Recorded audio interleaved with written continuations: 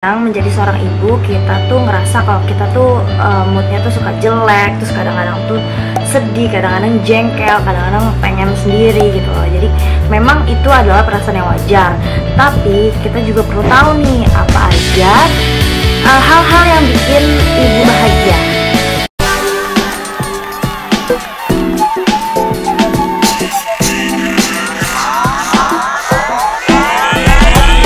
Welcome back to my channel. Jadi di channel kali ini aku bakalan bahas tentang bagaimana sih caranya untuk menjadi ibu yang bahagia. Yang pertama adalah kalian harus berpikiran positif. Positif ya, memang sih kadang-kadang nih, walaupun baik ibu pekerja maupun ibu yang di rumah nih, kadang-kadang kan merasa kalau pekerjaan itu tidak akan selesai. Tapi menurutku ya, waktu aku pernah jadi stay di rumah gitu kan, jadi kita jangan selalu berpatokan kalau kita itu bisa menyelesaikan semuanya, karena pekerjaan itu nggak akan ada habisnya. Khususnya untuk ibu pekerja, kalau setiap harinya kan harus berangkat pagi, terus kita bermacet-macetan ria, belum lagi ada kesibukan pekerjaan di kantor yang membuat kita menjadi sangat depresi. Harus selalu berpikiran positif supaya kita menjadi ibu yang bahagia. Kedua, kita juga butuh waktu untuk menyendiri. Maksudnya gimana nih? Bukan dalam arti kita tidak bertanggung jawab ya atas apa yang kita punya, apa yang kita sudah susun, seperti kita punya anak, kita punya keluarga, kita juga punya pekerjaan di rumah. Bukan itu sih sebenarnya. Sebenarnya adalah ketika kita mempunyai waktu kita sendiri, kita jadi bisa berpikir apa aja yang harus kita lakukan supaya apa? Supaya kita lebih fresh, lebih bisa berpikir gitu kan. Misalkan nih kita lagi ada masalah nih di kantor atau di masalah apapun, kita butuh waktu sendiri untuk menyelesaikan masalah kita sendiri, karena yang paling terberat adalah ketika kita melawan diri kita sendiri. Lalu yang ketiga adalah susunlah prioritas pekerjaan.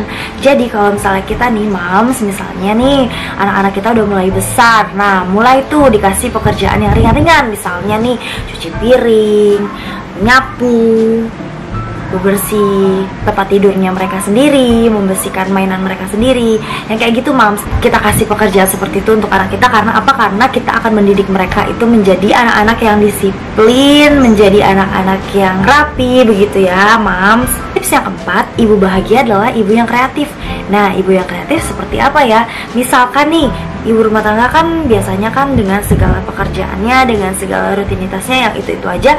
Jadi kita harus bisa lebih kreatif nih setiap harinya.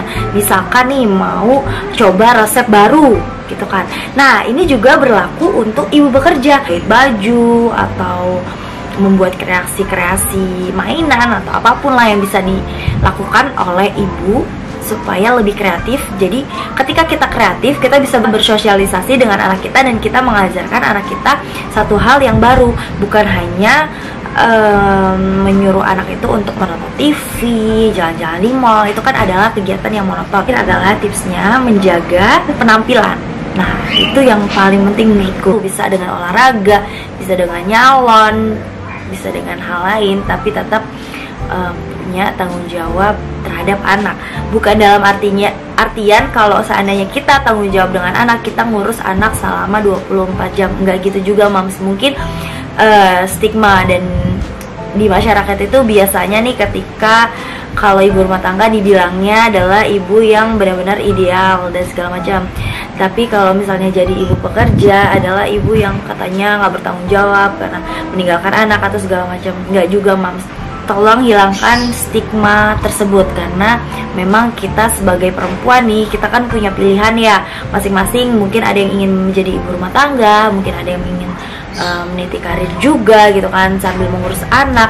Menurutku itu adalah satu hal yang positif ya guys, ya moms.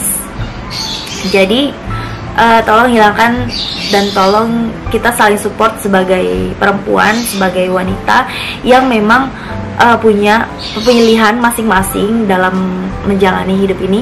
Tapi tetap moms, kita harus menjadi ibu yang bahagia. Ibu yang bahagia itu akan melahirkan anak-anak yang bahagia juga, melahirkan anak-anak yang positif, melahirkan anak-anak yang pintar, disiplin, dan lain-lain.